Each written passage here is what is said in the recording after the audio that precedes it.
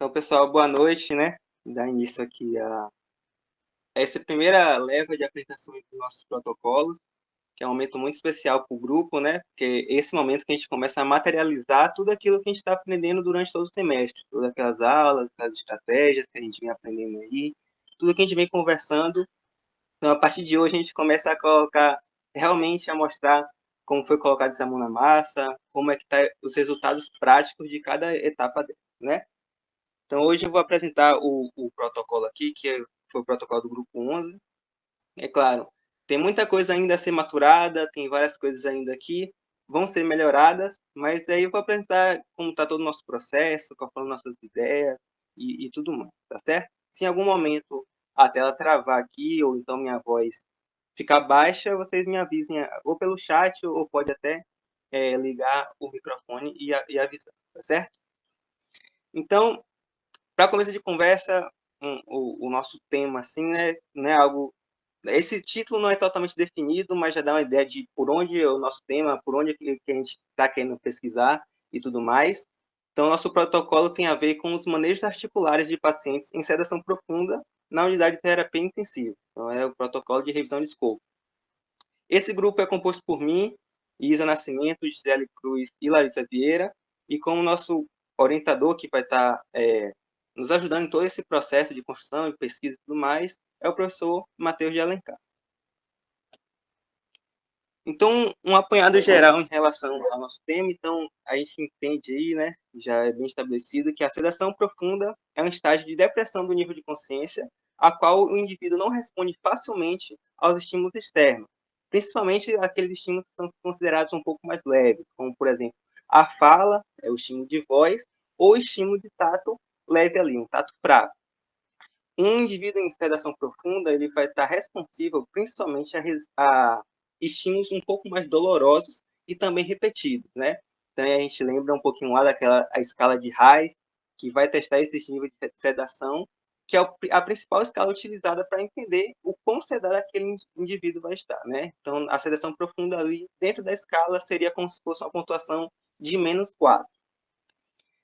E aí a gente também sabe, vem abordando durante o curso, durante as nossas aulas aqui dentro do GPFIT, e também no minicurso que foi apresentado, que a longa exposição a episódios de imobilidade estão relacionados à atrofia muscular, à fraqueza muscular grave, a contraturas musculares e diminuição da mobilidade articular. Então, nós que somos profissionais, ou estamos nos tornando profissionais fisioterapeutas, profissionais que a gente sempre fala do movimento, situações de imobilidade são totalmente contrárias àquilo que a gente quer. A gente quer, quanto mais um indivíduo mais móvel, melhor para a gente. Então, situações de imobilidade são o nosso principal inimigo, nosso principal adversário. E dentro do contexto de unidade de terapia intensiva, isso é muito observado, tanto por questões de negligências profissionais, quanto também por situações patológicas, condições de saúde específicas apresentadas por cada paciente. Então, esse tempo de mobilidade também vai estar diretamente relacionado à gravidade da condição de saúde apresentada. Ou seja, quanto mais grave for aquela condição, aquela patologia que o paciente apresentar, mais tempo ele vai estar imóvel.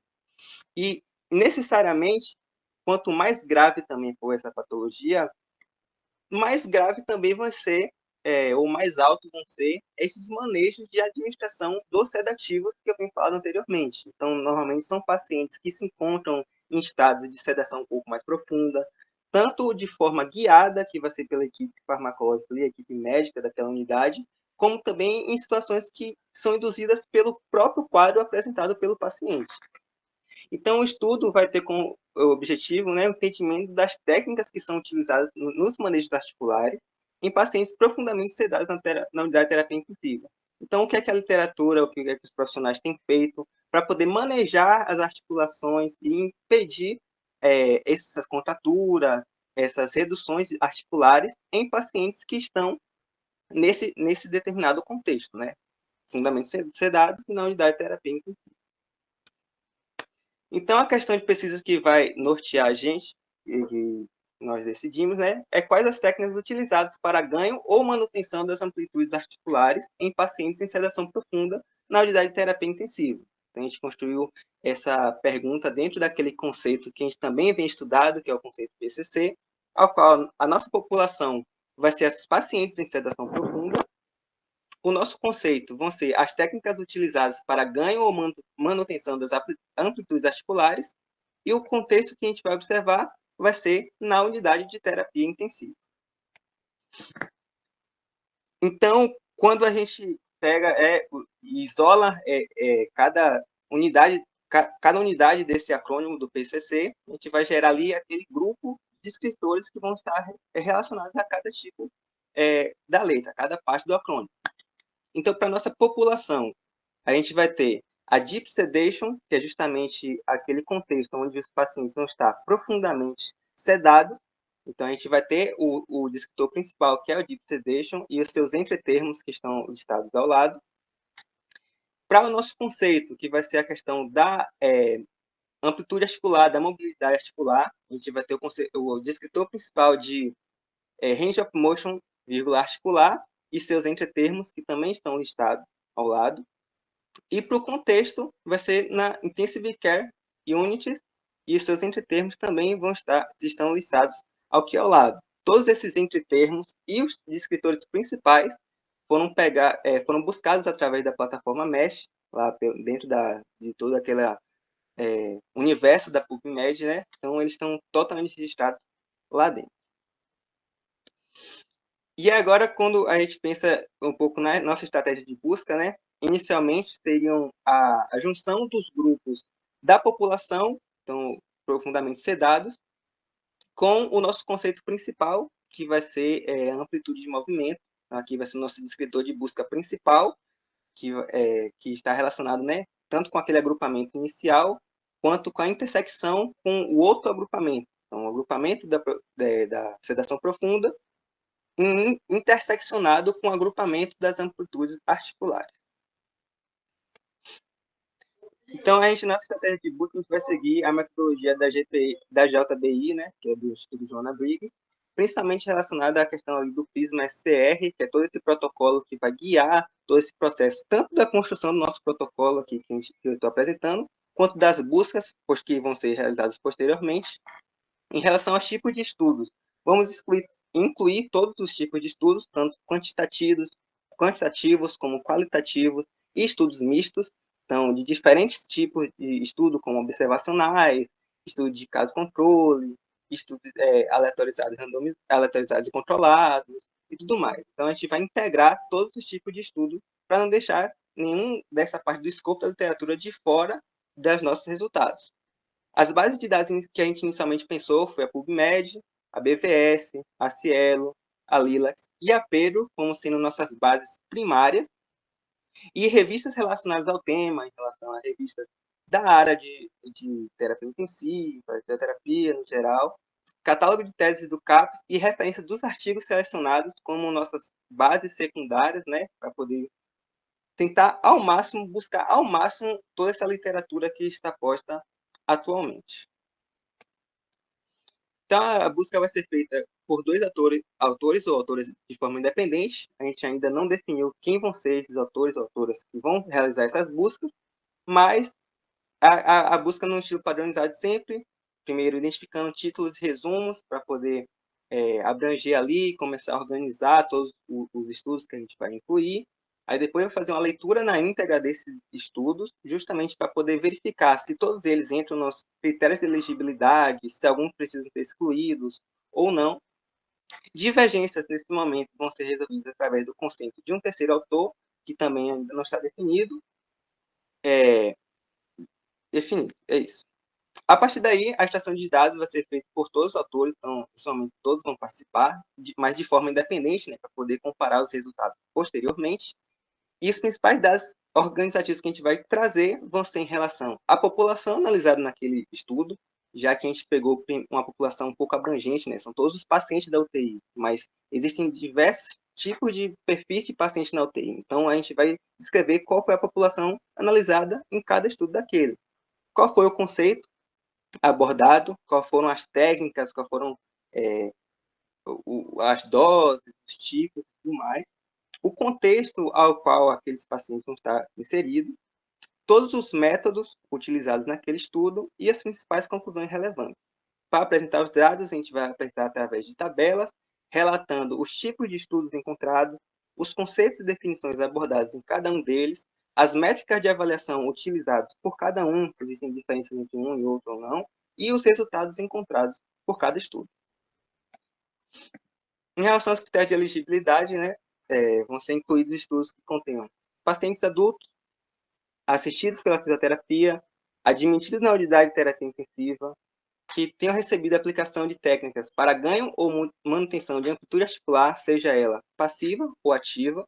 Não vamos restringir idioma, então qualquer idioma vai poder ser incluído no nosso estudo, e também sem a restrição temporal. Embora a gente não vá colocar restrição temporal, uma das nossas ideias é, quando a gente for também apresentar esses dados, a gente fazer um recorte de como foram as mudanças ao longo do tempo. Então, será que há 20, 30 anos atrás, os estudos traziam técnicas que são utilizadas até hoje? Ou será que elas mudaram? Então, a gente pensou dentro desse contexto, né? Dentro dessa perspectiva temporal. Aqui são algumas das referências que a gente utilizou para poder formar protocolo e a apresentação. E muito obrigado pela atenção de todos, pela participação. Agora, estou aqui no momento que vocês podem falar também, conversar um pouquinho, dizer o que acharam do protocolo e tudo mais. Vai ser uma conversa bacana para a gente poder pegar essas ideias, melhorar cada vez mais e dar seguimento a esse trabalho, certo? Então, muito obrigado a todo mundo.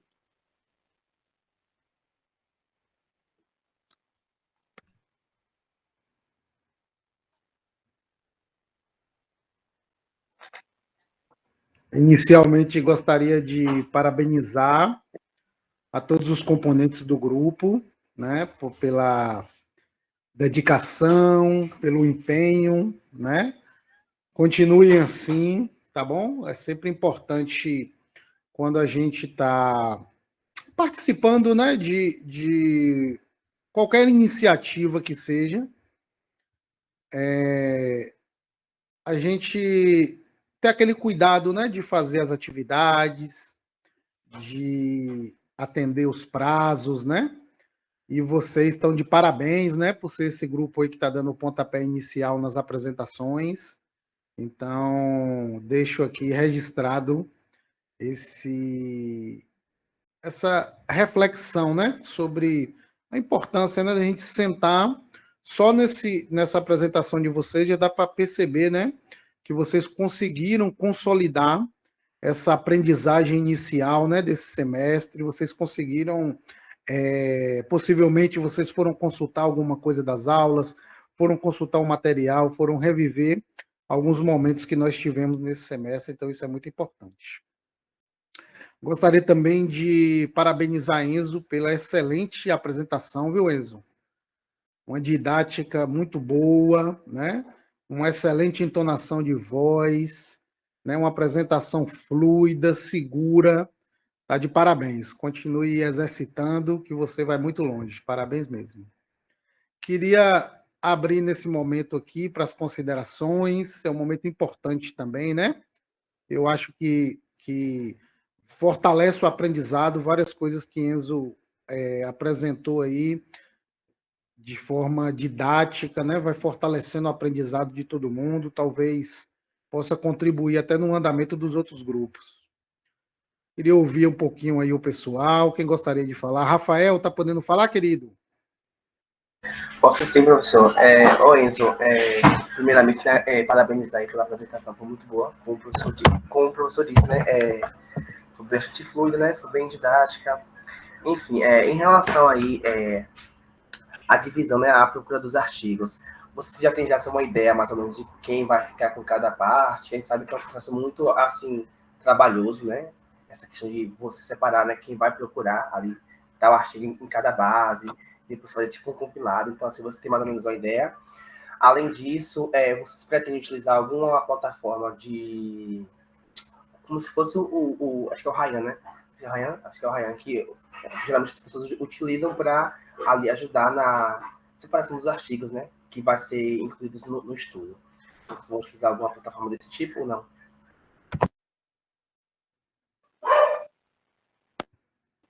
Rafa, em relação à definição, né, de cada pessoa que vai fazer cada parte, ainda não definido, nem em relação à plataforma. a gente ainda vai pensar em relação a qual plataforma poder usar para poder ajudar, porque realmente facilita bastante, tanto na consulta como na tabulação, e até mesmo para fazer aqueles hiperlinks, né, de referências entre artigos, quais estão sendo citados dentro daquele tema, tudo mais. Mas ainda não está totalmente definido isso não, certo? Obrigado pelas considerações. Muito bom. Quem mais está aqui? Deixa eu ver. Danilo, se estiver podendo falar. Emily. Thalita. Delmiran. Daiane. Larissa. Mayra. Delmiran levantou a mão aí. Pode ficar à vontade, querido.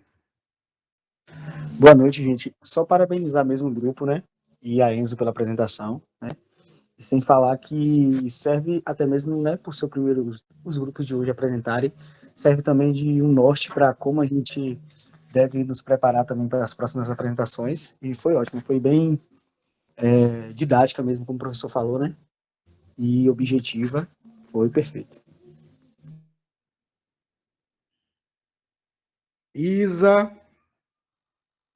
Adriano, acho que levantou a mão. Pode ficar à vontade, Flor. Boa noite, gente. Boa noite, grupo. Queria parabenizar a Enzo pela apresentação, a parabenizar por seu primeiro grupo. Não é fácil dar esse pontapé inicial. Dizer assim que, como o colega falou, vai nortear outros grupos e assim, e a relevância do tema, né? Achei que vocês foram muito assertivos assim na escolha. É um tema que a mobilização, né, no paciente sedado, a mobilização passiva, ela vem sendo estudada, né, os seus reais efeitos, e realmente uma revisão de escopo nesse assunto para quem está, né, iniciando na fisioterapia, para quem está começando na terapia intensiva, é uma ferramenta importantíssima para levar um melhor atendimento para o paciente. Então, realmente, só parabenizar vocês mesmo pela escolha e pela apresentação.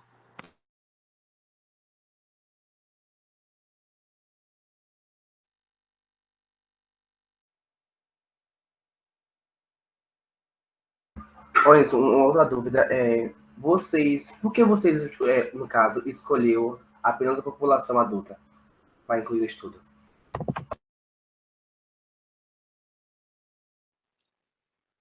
Rafa, não foi um motivo específico assim não, né, no caso. Existem estudos que vão guiar tanto para a população neonatal, pediátrica e tudo mais, para adulto. Eu só escolhi adulto só para especificar uma população e tal, mas poderia ser dentro da pediatria também, né? Foi só uma escolha específica para o nosso trabalho, mas não com um motivo pessoal, assim.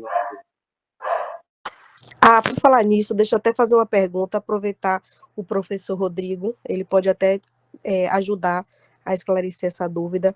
Vocês falaram com relação à escolha dos trabalhos, a metodologia vocês não iam diferenciar, iam escolher todos os tipos, desde até resumo, estudo de caso vocês vão citar. Será que estudos de caso não iriam, tipo, além de aumentar o número de estudos, de artigos que vocês teriam que revisar, poderiam, tipo assim, diminuir o poder de impacto da revisão, por exemplo, ou então se basear mais em estudos que tenha uma metodologia, por exemplo, que seja mais tenha um maior vigor metodológico.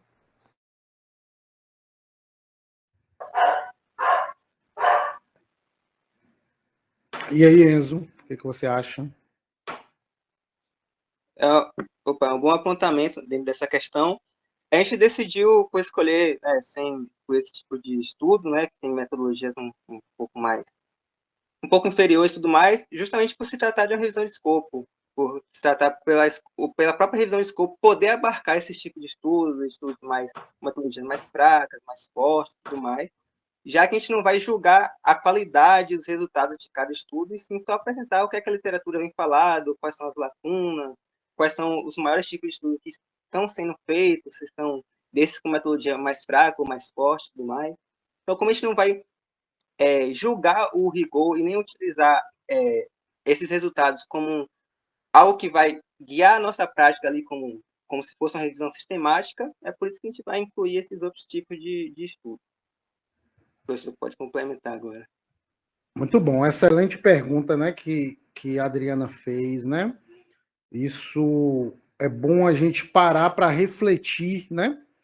Os critérios de elegibilidade, eles são muito importantes para a gente poder filtrar, né, que tipo de estudo a gente quer. Uma coisa muito interessante, pessoal, nesse tipo de dúvida, né? Sempre a gente vai ter dúvida em relação a isso. E Enzo deu uma resposta muito boa, né? Mas se a gente for olhar qual é a pergunta do grupo, né? Eles querem saber quais técnicas. Então, independente do que você está estudando na sua vida, se você quer saber quais, né? Quais os chás que são utilizados como forma de calmante para as pessoas? Então, eu não estou muito preocupado em saber o efeito desse chá, eu não estou preocupado em saber outras coisas, eu quero saber quais. Então, o ideal é eu vasculhar tudo aí para ver, né, que talvez tem uma tribo indígena que usa um determinado chá, outra coisa lá na Ásia, no Japão, tal, para fazer um levantamento. Talvez um outro pesquisador possa fazer uma pergunta assim, qual o melhor? Aí é uma pergunta diferente. Aí, para mim saber o melhor, existem tipos de estudos que testam isso. Eu não vou conseguir saber qual o melhor com estudo de caso, eu não vou conseguir saber qual o melhor com estudo observacional, aí eu vou precisar de um ensaio clínico que testou um contra o outro, né? Então, aí, no critério de elegibilidade, para saber qual o melhor, muda, né? E até a revisão de escopo, ela não é capaz de dar essa resposta de qual o melhor. Eu preciso ir para outro desenho, como o Renzo bem falou aí, que é a revisão sistemática, onde eu vou avaliar a qualidade do estudo, porque um estudo pode dizer que um chá é melhor, que uma terapia de expansão X é melhor, que uma técnica de mobilização articular é melhor do que a outra. Mas observe que a pergunta é entender quais são os tipos, né? Ele não está querendo saber qual o melhor. Então, é bom você vasculhar a literatura toda, porque isso dá uma força, né?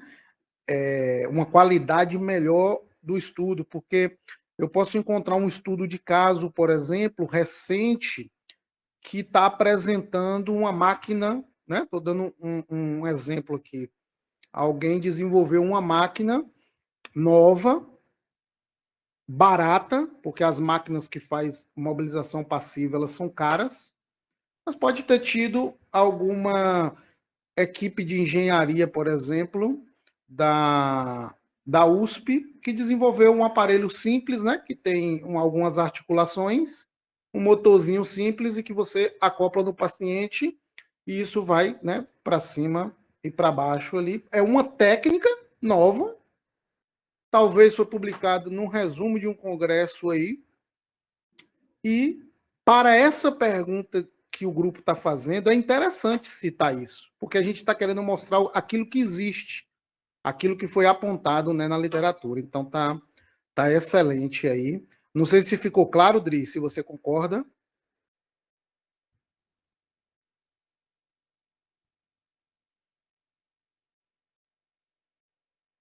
Então é mais ou menos esse o raciocínio. Pessoal, quem tiver alguma observação pode levantar a mão aí, tá bom? Vocês estão num excelente caminho, tá bom? O caminho é esse. Aos poucos, isso vai se lapidando mais. Eu vou dar algumas observaçõezinhas. A gente tem um tempinho aqui, antes de terminar a reunião, mas que é interessante. Observe que vocês trazem, né, uma abordagem, né, que vocês estão chamando de manejo articular. Tudo bem? Toda vez que a gente tem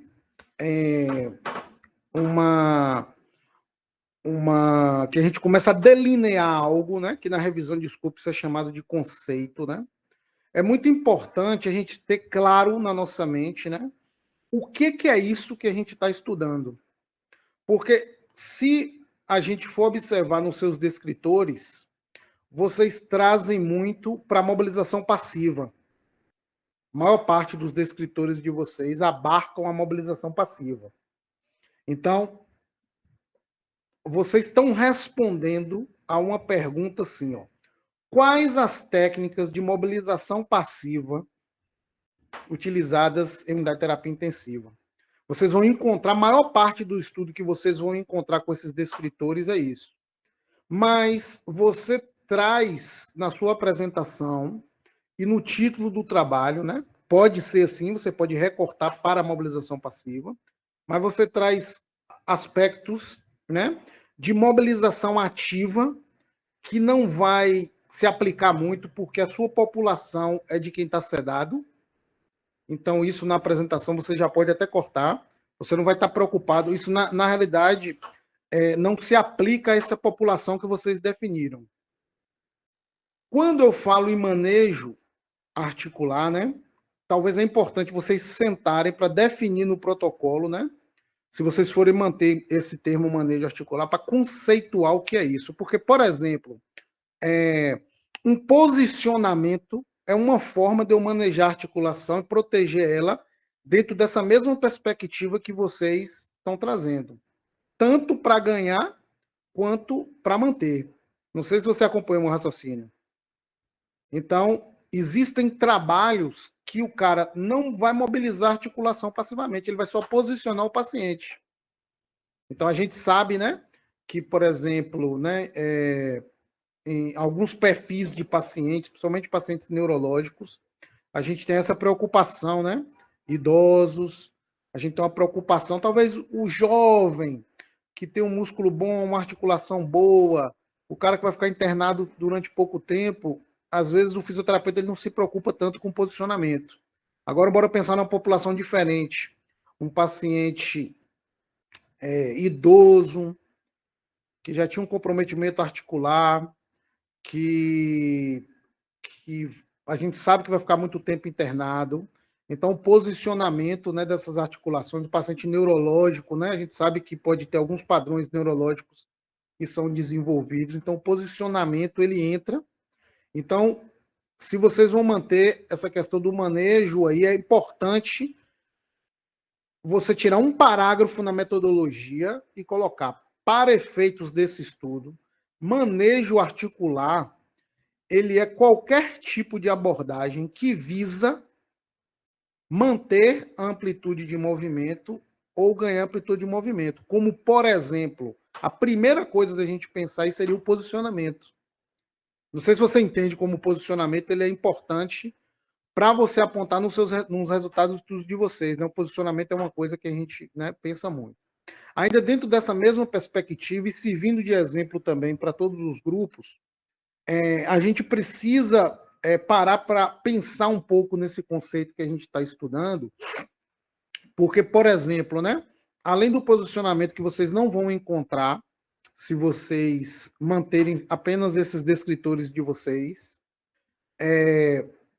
vocês não vão encontrar, por exemplo, né, tem mais coisa para a gente sentar para discutir, mas só para dar mais um insight aqui, o uso de órteses, por exemplo. Então, vamos algo que é muito importante, né? Vou colocar uma população aqui bem específica. Pacientes queimados em unidade de terapia intensiva, né? Então, algumas instituições, por exemplo, né, além da parte do posicionamento, alongamento, mobilização passiva, né, desde o início lá, por maior que seja a gravidade desse paciente, a gente já começa a pensar, né, em instituir algumas técnicas para prevenir retrações, contraturas, que a gente sabe que pode acontecer, né? E a gente pode encontrar aí iniciativas de uso de órteses. Então, observe que talvez, né, você adicionando, você melhorando enxergar melhor esse conceito e definir bem esse conceito, você pode transformar o trabalho muito rico, porque a gente às vezes tem uma visão reducionista, né, de uma abordagem e a gente não consegue enxergar umas outras perspectivas, né? Então, o uso de órteses, por exemplo, pode ser que está sendo estudado em algum lugar, em alguma população específica, e pode ser que a gente não está fazendo isso. Então, a gente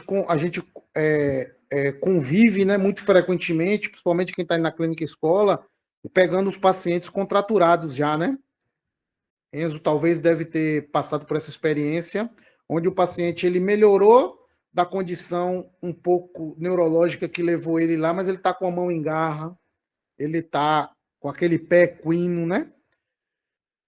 A gente não sabe, né, se será que tem algum lugar aí que já está fazendo órtese desde o momento que o cara entrou lá na UTI? Será que isso não vai prevenir uma contratura? Então, tem hora que você tem que passar a maior parte do seu atendimento com esses pacientes aí alongando. Você deve ter passado por essa experiência, né? Em vez de estar ganhando força, em vez de estar treinando outras coisas, você está abrindo a mão do cara que contraturou. Será que a prescrição de uma órtese não está sendo feita em algum lugar? A gente não está preocupado se funciona nesse momento. Mas talvez é interessante citar que um estudo dinamarquês, desde a hora que o cara entra lá na UTI, para determinada população, né? Estou dando um exemplo aqui de cabeça, um paciente queimado, um paciente neurológico, né? Então a órtese entra nisso. Os descritores eles vão pegar umas técnicas de uso de equipamentos, mas é bom vocês darem uma olhada, porque talvez tenha mais descritores, né? Que, por exemplo, né, tem um equipamento que o nome dele é Motomed. Então, você coloca o equipamento na perna do paciente, não sei se você já viu, e a gente vai apertar um botãozinho lá e vai dizer que eu quero que gire 10 vezes em 1 minuto. Aí a máquina, né, a gente prende a perna do cara na abraçadeira, prende o braço na abraçadeira, né? Então, talvez tenha descritores específicos para esses equipamentos, né? E mais recentemente também houve uma evolução em termos de leitos tecnológicos. Então é bom a gente ver se não tem algum descritor que pega isso. Então existem leitos, por exemplo, hoje, que eles têm articulações no leito. Então você consegue fazer flexo extensão de membros superiores, de membros inferiores, com o próprio leito. No próprio leito isso já faz, né? Por exemplo, aqui no Prado Valadares a gente tem leitos articulados que ele sobe a cabeceira, que ele desce a cabeceira, que ele vira quase uma poltrona. Ele já faz isso. E existem hoje leitos articulados, né? A nova geração de leitos. Se eu quiser, eu programo ele e ele fica movimentando o paciente, né?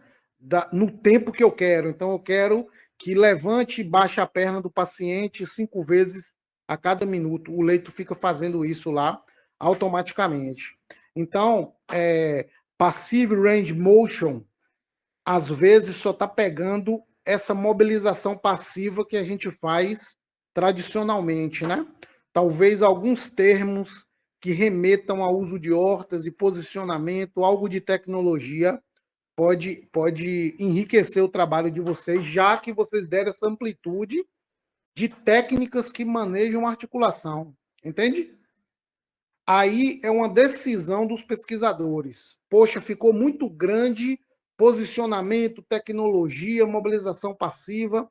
Aí pode restringir. Ah, não, a gente só vai estudar mobilização passiva, a gente só vai estudar órtese, a gente só vai estudar posicionamento, a gente só vai estudar novos recursos tecnológicos. Depende da decisão do grupo. Beleza? Já estamos aqui aproximando um pouquinho do final da reunião, mas foi muito rica a apresentação, né? Cabe muitas discussões. No próximo semestre, a gente vai fazer mais uma rodada de apresentação, mas vocês já estão muito bem encaminhados. Uma sugestão que eu dou é vocês começarem a colocar isso no papel. Isso ajuda demais a enxergar, né, o trabalho. Então, tudo isso que vocês fizeram aí, começar a redigir mesmo o protocolo. Existem diversos modelos, vocês podem consultar aí na internet, né? Existem diversos modelos de registro de protocolo. Inclusive, existem revistas que publicam o protocolo, então vocês podem consultar um protocolo, né? Você colocar na internet, por exemplo, né? Scope Review Protocolo, se você colocar isso, você vai achar algum protocolo publicado, onde você vai ver que é isso aí que você fez, é uma introduçãozinha e na metodologia contando, mas você já vai pegando a estrutura e já vai escrevendo, né? Porque uma coisa que dá muita força aí, né? Espero que vocês deem continuidade, além do aprendizado que vocês já tiveram até o momento, né? Uma das coisas que dá muita força é o cadastro desse protocolo. Então, existem plataformas para a gente cadastrar o protocolo, né? Existem revistas, como eu falei, que você não precisa nem fazer essa parte da busca aí. Você vai publicar apenas isso que vocês fizeram. Vocês vão publicar a intenção de vocês. Então, é legal cadastrar, é legal tentar publicar isso. Isso é muito massa, tá entendendo? Isso é muito, muito legal de fazer um aprendizado muito grande. Além dessa parte, né, que está bem bacaninha aí, o trabalho de vocês, dá para a gente, depois que colocar no papel, a gente sensibilizar essa estratégia de busca. Só para... Temos 4 minutinhos aqui, eu vou comentar um pouquinho mais sobre isso. Do mesmo jeito que a gente falou sobre o conceito, a gente tem como melhorar essa estratégia. Por exemplo, vou colocar aqui a população, né? Vocês trazem muita terminologia, unidade de terapia intensiva. A gente vai achar a maior parte dos estudos, porém, alguns estudos eles não vão ser encontrados. Por quê? Porque se você entrar lá no PubMed, né? A professora Michele falou disso, Thaís falou disso. Se vocês deram uma olhadinha na aula, é legal a gente ir vendo outras formas como essa população é mencionada. Vou dar um exemplo aqui apenas, para não tomar muito tempo. Muitos estudos vão usar esse descritor unidade de terapia intensiva, mas também é muito comum a gente chamar de paciente crítico. Então, o cara não fala unidade de terapia intensiva, ele fala assim, mobilização em pacientes criticamente enfermos. Então, por exemplo, você vai ver que lá no PubMed, o nome disso é Critical Care, né? Critical Eyelines, são doentes críticos. Então, só aí você está vendo que tem mais 2 descritores novos que podem entrar. É a mesma população, só que ela é chamada com um descritor diferente. Alguns usam unidade de terapia intensiva, né? Intensive care, tal, mas outros vão utilizar critical care, critical alliance. Então, é muito legal porque a gente sensibiliza a busca, ou seja, você consegue buscar mais. Então, é uma observação que eu acho que cabe aí para todo mundo. Uma forma fácil de encontrar isso é, por exemplo, é você procurar uma revisão que já fez essa busca, você vai ver que ela já vai dar todos os descritores para aquele termo lá. Você pode ir pegando, né, esses descritores. Então, existem já estudos, né, que olharam essa parte de mobilização, existem estudos que olharam unidade de terapia intensiva. Eu vou catando esses descritores lá. Quanto mais robusta for sua estratégia de busca, melhor ainda. Tem outros pontos que a gente pode discutir, mas com a apresentação dos próximos grupos a gente vai discutindo. Mas a ideia mesmo é colocar no papel. Tentem colocar essa meta aí de cadastrar o protocolo, né? Tenta colocar essa meta de tentar publicar o protocolo. Isso vai ser muito bom para vocês, né? Principalmente que eu estou vendo um grupo aí que, pelos alguns nominhos que eu vi aí, talvez uma galera que vai tentar residência. talvez vocês vão enveredar, né, para essa área de tentar crescer dentro da carreira aí, e a publicação é algo que conta muito. A publicação, ela é muito importante. Só para vocês terem uma ideia, né, o pessoal que vai tentar a residência agora, né, tenho conversado com bastante aí, nenhum deles tem uma publicação de artigo científico na área. E se você for olhar no Barema lá, isso pontua muito, é uma das coisas que mais pontua no Barema. Ou seja, o cara que publica, por exemplo, um protocolo, vocês estão com meio caminho andado aí, é só sistematizar mais um pouquinho aí, escrever, né, redigir isso tudo que você falou, e é uma publicação, você quando for tentar a residência, aí você já sai na frente. Então é algo muito importante, né? Fora todas as contribuições que a gente sabe que isso vai dar, como a Adriana bem pontuou aqui, né? Quem for ler o estudo de vocês depois vai poder ver, né, novas técnicas e tal, né? Então, gostaria de parabenizar e agradecer aí pelo carinho com o grupo, né? A dedicação de vocês de terem apresentado. Sigam firme, tá bom? Tem uma palavrinha que sempre é falada muito, que é ser trabalhoso, é algo trabalhoso. Mas cuidado com isso. É porque é a primeira vez que vocês estão fazendo, né? Depois que a gente começa a fazer isso se torna tão prático e natural, né? Vocês já começaram a falar que existem ferramentas tecnológicas, softwares para fazer e tal. Você vai ver que repetindo isso fica bem tranquilo. Tá bom? Parabéns mesmo. Vou passar a palavra aí para Enzo dar suas considerações finais e fechar a reunião. E quem tiver interesse, né, eu coloquei o link lá da aula do professor Duarte, aí pode migrar lá para o YouTube, vai ser muito bom. Valeu, professor. Agradecer, né? Essas contribuições foram muito ricas. Tenho certeza que isso vai ajudar, né? A gente encorpar cada vez mais o protocolo, encorpar cada vez mais esse trabalho, e com certeza vai ser uma coisa muito boa daí. Eu estava aqui fazendo todas as anotações que o senhor vem mencionando, então gostaria de agradecer mesmo. Agradecer também, né, todo mundo que mandou mensagem no chat aí, eu abri o microfone para poder falar, né?